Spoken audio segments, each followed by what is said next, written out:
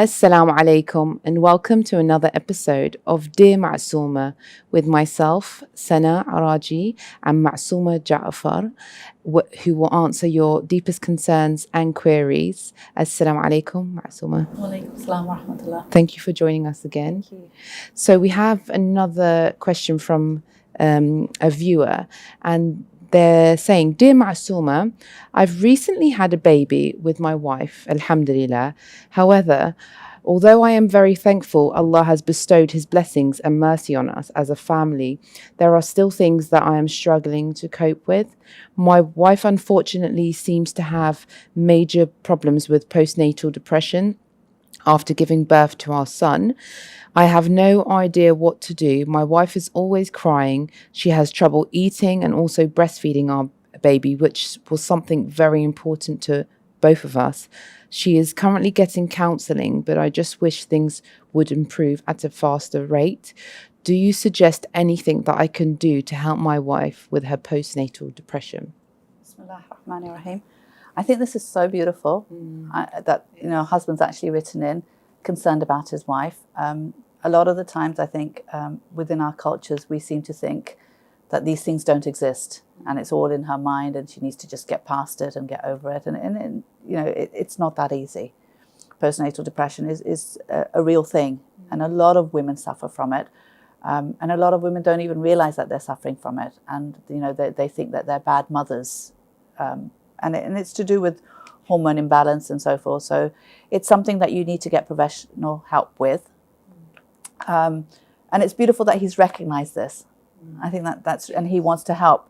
One of the things that he says, which I would pull him up on, is that he says, I just wish things would improve at a faster rate.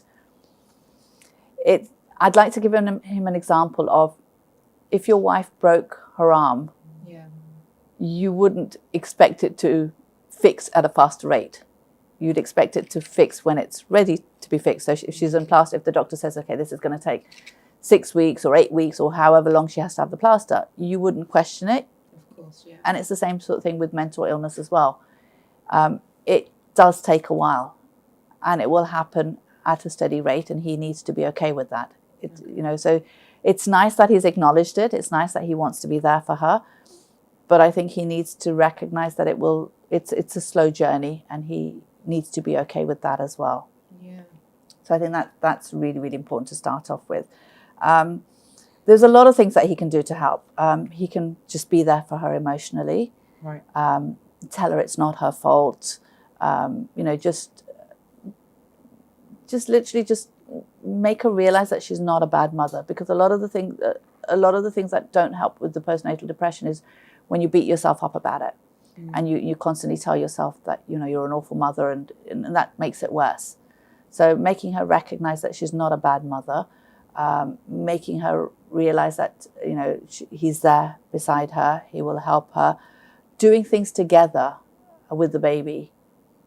So helping her bond with the baby but without forcing it on her. So a lot of women with postnatal depression have difficulty bonding with the new baby.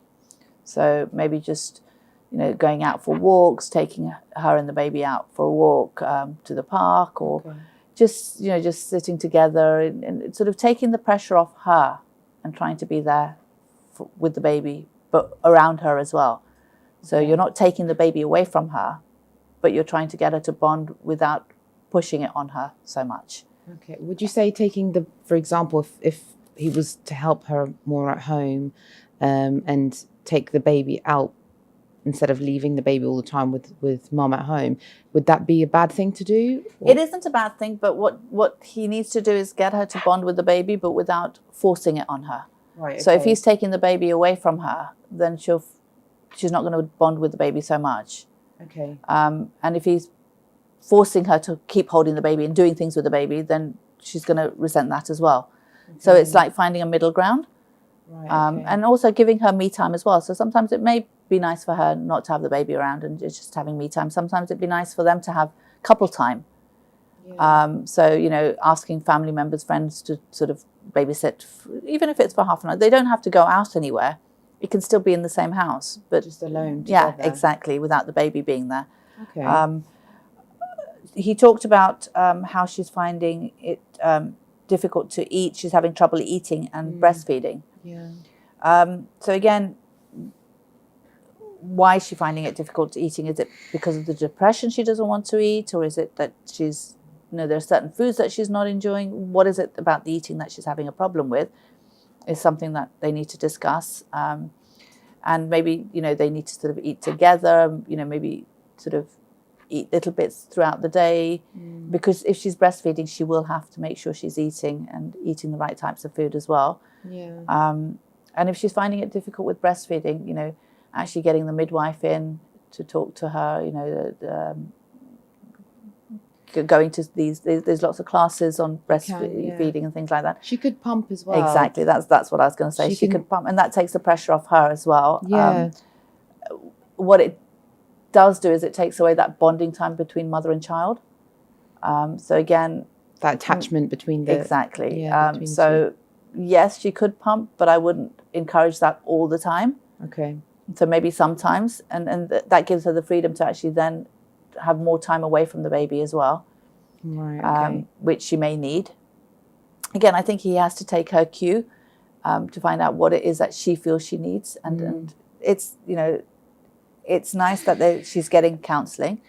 Yes. I would actually tell the husband that if he can sit in some of those counselling sessions and they can have couple counselling, okay, that would help as well, because it will allow him to understand the postnatal depression a little bit better. Right. And it might help her to let him know what she needs from him within the counselling session. Okay. Because she may not feel that she can tell him outside the counselling session. So it might help, and it might help him also, because at the moment his focus is the new baby and the mother, but he's got needs, and which he's got to worry. That needs to be taken care of as well. Of course, yeah. So it would be good, because obviously the fact that he's wishing that things would improve at a faster rate shows that he's getting irritated or maybe struggling. Yeah, struggling with it. So that has to be taken into account as well. Of course. Yeah. So it would be nice for him to sit into that counselling and maybe get counselling himself. Maybe do it as a couple counselling, family counselling, whatever they feel that there works. is lots of support for new mums and babies. I know they have like baby drop-in clinics, baby groups. I mean, when I had my children, I remember I would go to like baby massage sessions with a newborn baby, and then they will to kind of create the bond between you and the child. And you can have your husband there, and you can kind of take turns, and it will be like a kind of moment for all three of you to kind of come together. There are lots of things that you could do. And the nice thing is nowadays, husbands can have paternal leave as well. Exactly. So he can actually take some time out as well from work to be there and actually bond with the baby and the mother, and allow the mother to bond with the baby as well. So going to these classes together might help as well, because she may feel it's too much for her to go on her own. Okay, yeah. So if he's with her, then she might want to go to these classes. And these are just classes that you're talking about, which are held from the council perspective, like from your GP and so forth. But there are people within the community that run different classes as well, or informal things. So like mothers will get together and have a coffee morning. I know my daughter's just had a child, and she was talking about how they have lots of different groups. So like they have a babble and chat group where mothers get together, and the children babble and the parents chat, and and they sort of get on, and what this does is it allows you to talk to other mothers who may be feeling the same way. That helps a lot, yes, doesn't it? So it makes you realize that you're not alone, and you're not weird, or there's something different about you. It's a lot of mothers feel this way, and it's okay to feel this way, and what helps and what doesn't help. Sharing good practices and things like that. It is really nice, and also I think it allows the kids to be with kids as they grow older as well. They can make bonds with other kids within the same community, same faith, and so forth. No, it's wonderful. It's because it is very overwhelming when you have your first child. So like you said, you can feel like, oh my God, am I doing everything wrong? And the hormones and everything. So a lot, like you said, a lot of mothers do have have had these problems. And it's in a way you're made to believe that you'll just know what to do when you become a mother. But that's not how it works. There's no how to be a perfect parent guidebook. It doesn't work like that. I don't think there is any such thing as a perfect parent anyway. Exactly. You're going to make your mistakes, and that's fine as long as you learn from them. So I think it's important to talk to other mothers, to be around other mothers, to take advantage of the classes that are available. And a lot of these classes are free as well. So, if you've got a financial, that wouldn't come into it. So, but because it's the husband that's written in, I would advise him to continue doing what he's doing. I think it's amazing that he's, not only recognized but acknowledged the fact that his wife is going through this postnatal depression. Okay. Keep talking to her, telling her that, she's okay and she's doing an amazing job. It's just reassuring her that she's an amazing mother. Try to do things together as a family with, him and his wife and their son. Just normal things. Okay. Just going out for walks, going shopping, normal day-to-day things. Going to these classes together if you could, if you can join them, that would be great. Even if they don't go to the classes, again, massaging the baby at home together. You can find things on YouTube now, so there's so many things that you can do. A lot of these things are very natural as well. So it's just being there, just playing with the baby and spending time with the baby and the mother at the same time. Yeah, it's nice, and also maybe trying to take some time out as a couple as well. So arranging someone to babysit the baby while they have some time on their own as a couple. Maybe taking on some of the feeds at night. Because again, depression seems much worse when you're overtired. So if she's not getting enough sleep, and most mothers don't get enough sleep when they've got a newborn baby, it will be much more difficult for her to handle it. So it will antagonize kind of the postnatal depression. Okay. So, if he's taking over maybe the night feeds, so maybe if she's, if she pumps some milk out for him and then he can bottle feed the baby, that might help as well. Asking family, friends, again, if you can't take time off work, then, asking family to help out and not seeing it as something that is a stigma or a negative thing. This isn't her fault. Exactly, yeah. So it's, again, making her realize that it's not her fault, making the family members realize it's not her fault, and just being by her side. And maybe he should research more about postnatal depression to get more of an insight, because in extreme cases, it can get quite severe. Yeah. I know that on the BBC there was a documentary about mothers who kind of were put into a ward hospital with their babies because their postnatal depression got so severe and they didn't get the help when they required it. Yeah. So I think knowing that how serious this is and that it's not how people think, it will go in a week or two. Yeah, I agree. I think it'd be good for him to read up on it, but at the same time, I think sometimes when we read up on something, we overthink it. Yeah, and that's dangerous as well. So, and that's why I suggested that she's getting counselling, maybe sit in that counselling, talk to the counsellor, because they'll give him more of an insight on her specific postnatal depression, because it's very different for different people. Yes, yeah, and how he can support her in that. Okay. So that would help as well.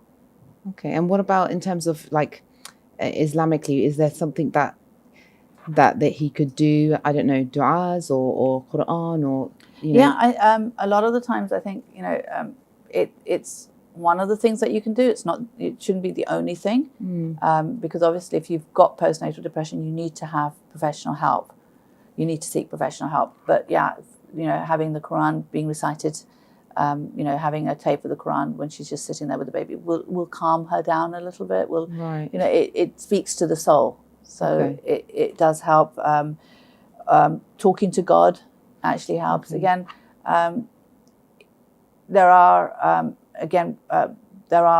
people within the community that can help. So within our community we have a group called Inspirational Minds, which is made up of professionals who would advise, and again free of charge. It's done voluntarily. So and it's confidential. So actually a lot of the times when we get counseling from outside the faith, it may not work as well because they don't understand the intricacy of the faith and how important a part that plays in our life. And I'm not saying it has to be a Muslim. As long as it's someone of faith, I think that helps.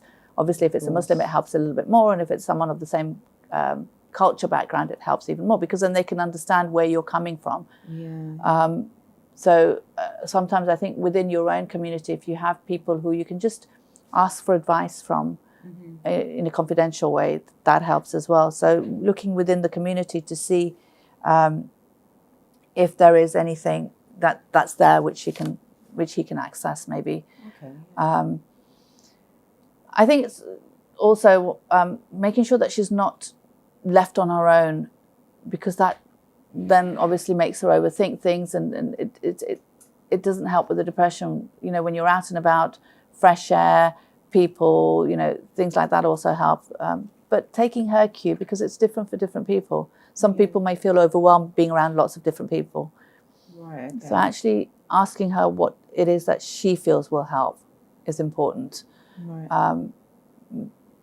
Just, you know, making her feel that she's important. A lot of the times, I think, while you're pregnant with the baby, you're given so much attention. And then when the baby's born, it's like the mother's forgotten because all the attention's given to the baby. And, you know, even if you're not going through postnatal depression, it is quite depressing that it's like, hang on a minute, I don't exist anymore. It's like I might as well not be here, except, you know, I'm just there as a feeding machine for the baby, and that's it. So I think it's important for the rest of us to recognize that, you know, the mother needs attention as well. You know, she's been through quite a traumatic experience. When you're giving birth, it's very difficult, and you know, it's important to not only take care of her physically, but mentally and emotionally as well. I think that's really important as well.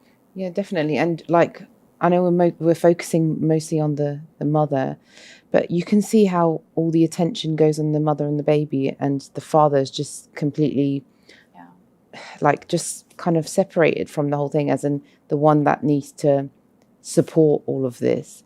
So that's also a huge burden on the father. Yeah, that's another thing that we need to take into consideration, because we expect the father to financially take care of the child and the mother, but there has to be a connection between the baby and the father. And if that's not encouraged, then there'll be a problem there as well. And a lot of the times, I think if the mother is, you know, connecting with the baby becomes the mother's all, and then the father's sort of pushed to the side. And again, that can be a problem as well. So there's so many different things that can, you know, we need to take into consideration when a baby comes into the family unit.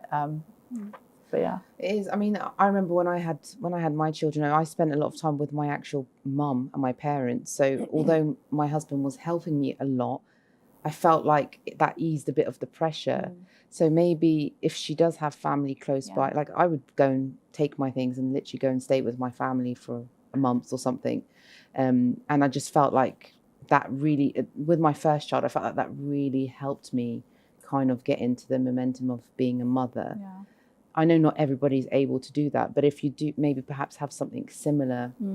And also I think that can be quite dangerous if you have a really good relationship with your mother, and then it's your mother bringing up the baby, and then the father's again pushed to the side. Of course, one extreme to another. Exactly. So I think you know, you need to constantly be aware of what's going on, and the need for the father to bond with this baby is really, really important, because as a mother, you bonded while the baby's growing inside you. You know, when you have opportunities, like when you're breastfeeding the baby, you're alone with the baby. You know, you have opportunities to bond with the baby, whereas the father may not get those opportunities, and especially if you've got a doting grandparent in the picture. Then the father has fighting to get a piece of your own child. So no, it's true. But it's one of those things that I guess, you know, you have to kind of go through when you have a new child. And everyone who goes, I'm not saying everyone goes through postnatal depression, but you go through the similar struggles of having to. I mean, the dynamics changes totally in the marriage, because if you think about it, up to now, it's just been, you know, the husband and wife, and they've had each other's attention, full attention, and now all of a sudden the baby's come along, and if the father hasn't bonded with the baby, then it's like his wife's been taken away, her attention's been taken away. Exactly, And there could come a time, where he may resent the baby, and then he feels guilty for resenting the baby because it's his baby. And so all of those feelings come into it. So many things to consider, really. It's really intense. But inshallah, hopefully that's helped our viewer with, with this situation. And I know it's probably very difficult. And many of you probably are perhaps struggling, or maybe you're on the other side of this and you're going through postnatal depression. But I guess having that support is probably and talking to others, and I think also talking to mothers whose babies have grown up, and recognizing that this also, this baby will also grow up, and I'm going to miss this time. So it's like I think it's very overwhelming when the baby's little, because it's like they need us so much, and it's really difficult to know what their needs are because they're not able to tell us. But when you're reminded that this baby will grow up and eventually become independent, then you learn to appreciate them being so dependent on you. Yeah, definitely. Until they grow, and then they don't need you as much, and then you want them to be babies again. Exactly. So inshallah, hopefully that helps. And it's quite an intense topic, something that needs to be taken quite serious, like you've said. And inshallah, we'll keep you in our prayers. Anyone who is going through this or having to watch their spouse go through this struggle, inshallah, Allah helps you through this difficult time. Thank you so much, Masuma, for answering this. And please, again, do keep sending in your queries, your concerns, any worries, whatever they may be. And I will try and put them forward to Masuma, and she will try her best to answer it to the best of her ability, inshallah. And thank you again for joining us for another episode of Dear Masuma. Inshallah, we will see you next time. Assalamu alaikum wa rahmatullahi wa barakatuh.